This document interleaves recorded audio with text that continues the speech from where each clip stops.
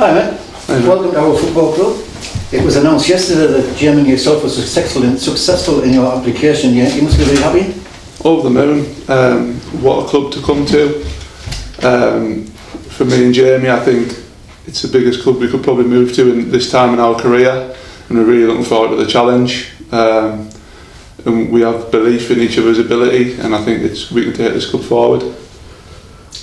There were quite a few applicants. Did the chairman keep you waiting, or did you always know you had a chance? There was a few tentative moments, and as I said before, me and Jamie have real belief, and I'd like to thank David for having belief in me and Jamie as well, and we're going to replay him with lots of hard work, lots of honesty, and hopefully take this club to where it needs to be. I didn't ask Jamie this, but are you a manager and an assistant, or are you joint managers?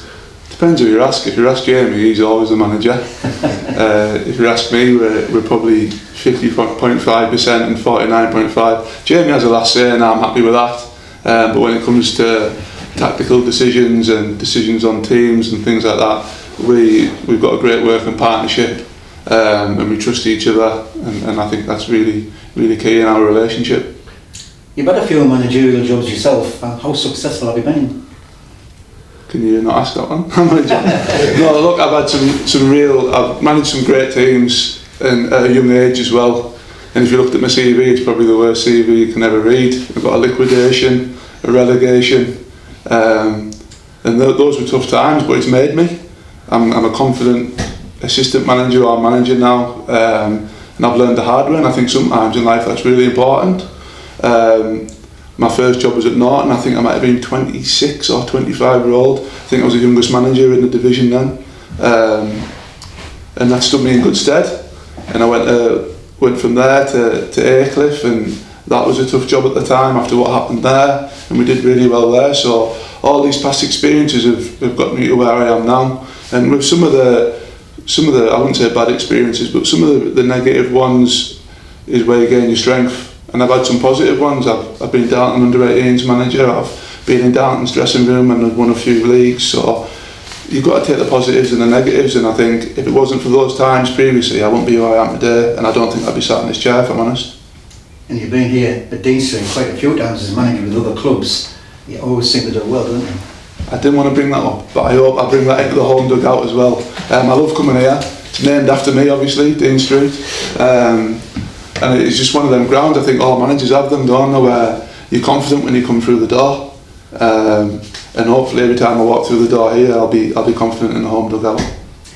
And you've done your coaching badges, yes? Yeah, I've got UEFA B. Insisted you wanted someone who's all badged up? Yeah, I've got my UEFA B. I've done that about 3 years ago on the PFA course. So I was telling the likes of Julio Arca how to take the ball on his back foot, which was a bit daunting at the time considering what he's done in football. But again, that's something else where I feel as though I've gained confidence from, and a lot of lads who are on that course are now managers in the conference or coaches in the football league. So to mix myself with them sort of people, I've got real belief in my coaching ability, and I believe that's something that I can help bring to Shildon and help make the players here stronger. And it's a 3-day a week, it's at our level. Does that make it coach's job any easier, training twice a week? Yeah, it does.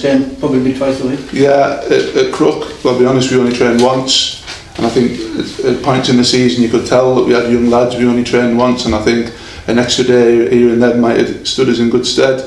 But I think training twice a week is something that allows me and Jamie to do our job a little bit easier, because you get to see the lads a lot more, and it helps with team camaraderie as well, and everyone knows they're singing from the same hymn sheet. And what's your thoughts on the current squad? Having just missed out on promotion this season, you must be confident we can do it next year? Yeah, it's a real strong squad. I know a lot of the players that are in there by having coached them or managed a few of them before, so I know what they can do. I always keep an eye on my ex-players and see how they're doing. And you'll know that Jamie's done his homework, so we've been talking about it 24/7 for the last few days. Real exciting time for ourselves. I'd like to think it's an exciting time for the players at the club. We can bring something a little bit fresh and hopefully improve them and get an extra 10-20% out of them and see where it takes us, and fingers crossed we can finish where we did last season, or if not above that.